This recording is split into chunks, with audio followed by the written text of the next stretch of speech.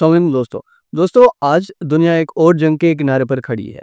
Israel ने Iran पर बड़े पैमाने से हमला कर दिया।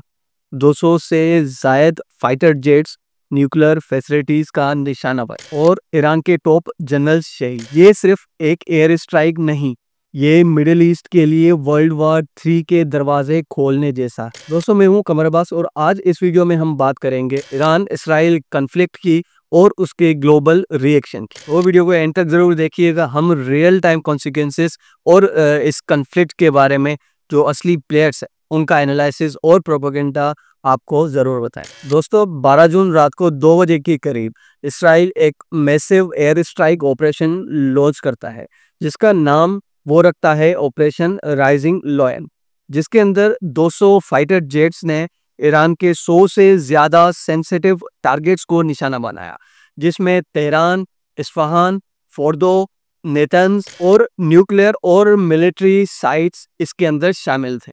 ईरान के बैलिस्टिक मिसाइल लॉन्चर्स और कमांड सेंटर्स पर भी ये डायरेक्ट हिट्स हुए। इसराइल ने पहले ड्रोन स्ट्राइक के जरिए ईरान के एयर डिफेंस सिस्टम को डिसेबल किया, फिर प्रिसीशन एयर स्ट्राइक के जरिए न्यूक्लियर साइट्स को डैमेज किया गया। खास बात यह है कि अटैक से पहले कुछ टॉप ईरानियन मिलिट्री लीडर्स की मूवमेंट्स को टारगेट किया गया। शहीद होने वालों में शामिल थे IRGC चीफ हुसैन सलामी, military strategist Ghulam Ali Rashid, missile programme के हेड आमिर हिजाज़िदा और उसके साथ टॉप न्यूक्लियर साइंटिस्ट। इसराइल का कहना है कि Iran was about to cross the red line in nuclear power development, we had to act before it was too late. मतलब ये कि इससे पहले कि ईरान एटॉमिक वेपन्स तैयार कर ले, हमने ईरान को तबाह कर देना है। और इसका रीजन इसराइल ये बताता है कि ईरान एटॉमिक पावर बनने के बाद सबसे पहले इसराइल के ऊपर एटॉमिक अटैक करने वाला। के बाद ईरान ने डायरेक्ट जवाब दिया। 100 से ज्यादा कैमिजेक ड्रोन्स फायर किए गए इसराइल के ऊपर।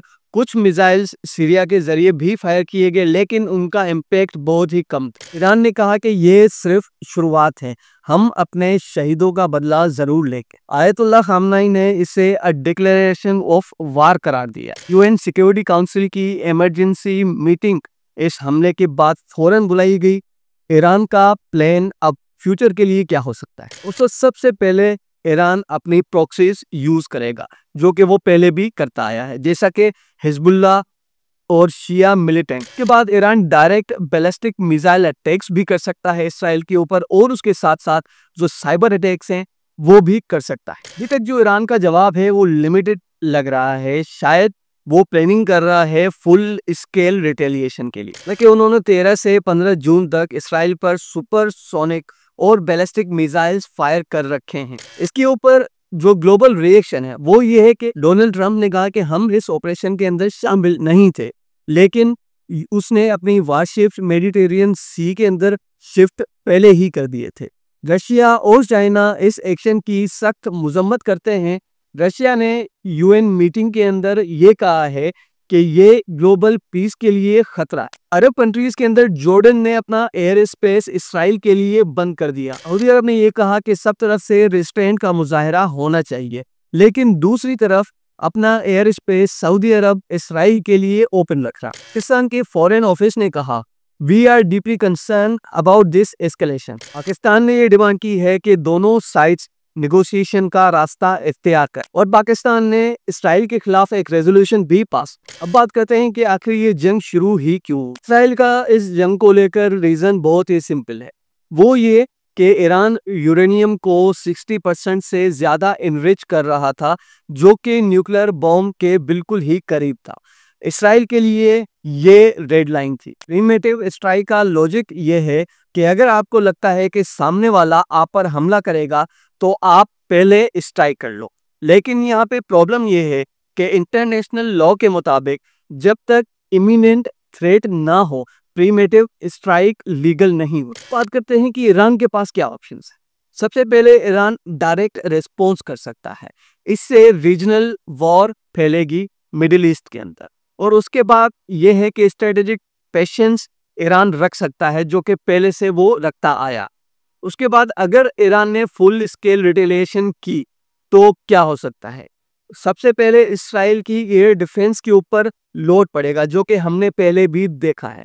यूएस की इन्वॉल्वमेंट डायरेक्ट हो जाएगी इस जंग के अंदर, और ऑयल प्राइसेस की एक्सप्लोजन होगी, जो कि हमें कल से देखने को मिल रही है। और ये मिडिल ईस्ट को एक बहुत ही बड़ी जंग के अंदर खींच रही है, जो कि बेसिकली मिडिल ईस्ट के बाद दुनिया को अफेक्ट करने जा रही है। सवाल ये है कि क्या ये फुल स्केल वॉर बनेगी?